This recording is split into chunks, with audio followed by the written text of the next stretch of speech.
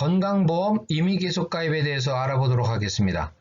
국민연금에도 임의계속가입이 있죠. 그런데 국민연금은 만 60세까지가 의무가입이고 그 이후에 60세를 넘어서도 계속가입해서 국민연금 수급권을 취득한다거나 가입기간을 늘리기 위한 제도죠. 그런데 건강보험이라는 것은 의무가입 연령이라는 게 없죠. 살아계신 동안은 건강보험 적용을 받으셔야 되니까 그럼 임의계속가입이 뭘까요? 우선 제도의 취지가 뭐고 적용 대상 또 신청 기한이 뭔지 알아보겠습니다. 우선 임의계속가입제도 취지는 실업자에 대한 경제적 부담을 완화하기 위해서 도입된 것이고요. 그래서 임의계속가입 보험료가 지역에서 적용하는 보험료보다 적다면 임의계속 보험료로 납부할 수 있도록 해서 그 보험료 부담을 좀 덜어주는 그런 제도입니다. 그러면 이런 임의계속가입 적용 대상자는 누구실까요? 바로 퇴직 전에 18개월 동안 직장가입자로서의 자격을 유지한 기간이 통상 1년 이상인 분으로서 종전에 직장가입자 보험료를 납부하시겠다고 공단에 신청한 분이 되겠습니다. 그럼 이 신청 기한은 한없이 주어지는 것은 아니고요. 그 직장을 퇴직해서 지역 가입자가 된 이후에 최초로 받게 되는 그 지역보험료의 고지서, 그 최초 고지 금액의 납부 기한이 2개월 지나기 전까지가 바로 신청 기한이 되겠습니다. 다음은 임의계속가입자의 보험료 그리고 혜택, 또 임의계속가입의 자격 상시 어떻게 되는지 살펴보겠습니다. 우선 임의계속가입자의 보험료는 해당되는 분이 퇴직 전 최근 12개월간의 그 직장에서의 보수월액의 평균액에다가 직장가입자의 보험료율을 곱하고요. 거기에 50%, 즉 반으로 경감을 한다는 얘기죠. 쉽게 생각해서 자기가 직장 다닐 때 사용자 부담금이 아닌 자기 급여에 따른 건강보험료 원천공제하는 그 금액으로 생각하시면 되고요. 그리고 여기에 소득월액 보험료, 이거는 현재 직장가입자도 해당되는 거니까요. 그렇게 해서 임의계속가입자 보험료는 그냥 러프하게 생각할 때 자기가 직장에서 원천공제 받았던 그 금액이 보험료다, 이렇게 생각하시면 큰 오차는 없을 것 같아요.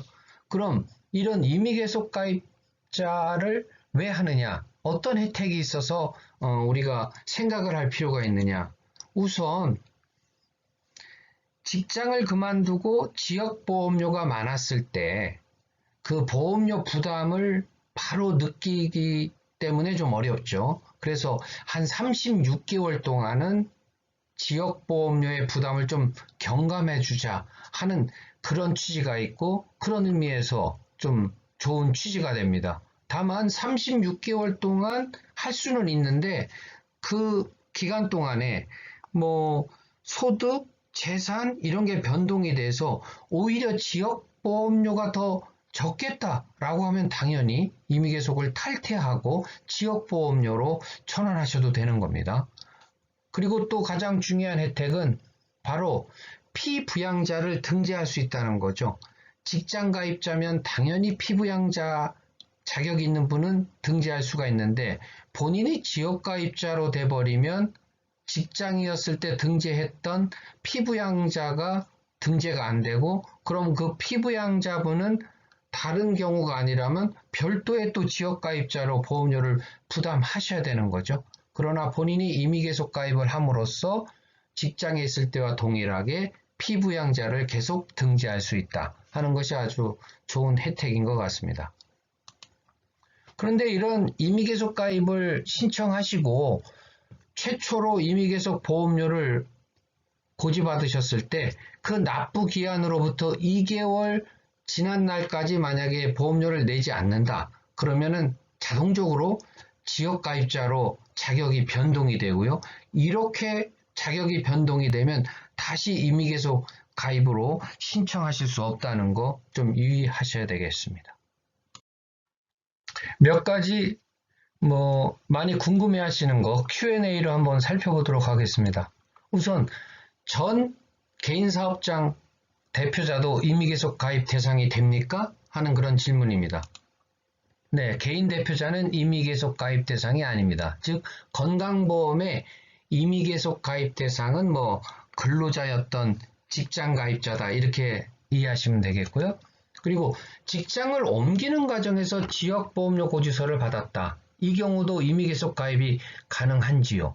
국민연금 같은 경우는 임의계속 가입이라는 것은 60세 이상 이런 연령 제한이 있습니다. 그러나 건강보험의 임의계속은 그런 취지가 아니죠.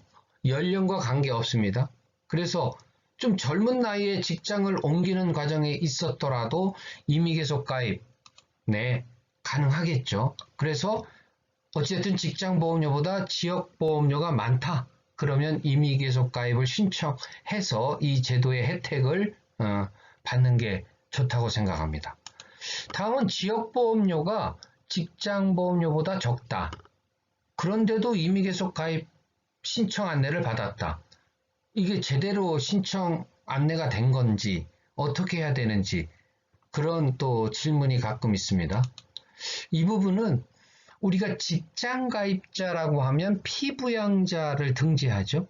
그런데 직장가입자에서 벗어나서 지역가입자가 돼버리면 본인의 지역보험료 외에도 그 피부양자가 별도의 또 지역가입자로 가입해서 건강보험료를 내야 되는 겁니다. 따라서 본인만 비교할 것이 아니라 피부양자가 있었다면 그분의 보험료까지를 합산해서 비교함으로써 내가 임의계속 가입 신청하는 것이 더 유리한지 판단하실 필요가 있는 겁니다. 지금까지 건강보험의 임의계속 가입 신청 제도 살펴봤습니다. 퇴직을 앞둔 분들에게 있어서는 아주 유용한 제도니까요. 한번 잘 살펴보시고 필요하신 경우 잘 이용하시기 바랍니다.